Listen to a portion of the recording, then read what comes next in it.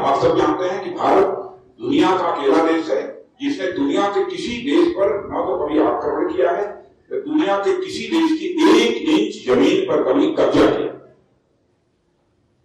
भारत के बारे में कोई नहीं बता सकता, हम करना भी नहीं चाहते। और भारत का यह भी इतिहास रहा है, भारत ने दुनिया के किसी देश को कभी आंख दिखाया नहीं,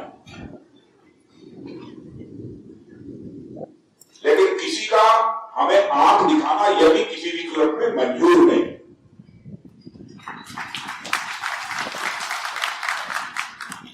हम समस्या का समाधान चाहते।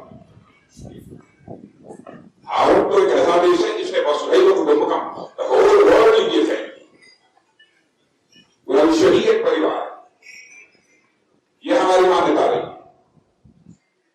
पूरा विश्व ही हम परिवार मानते रहे तो क्यों संघर्ष करें, वो भी अपने पड़ोसी से।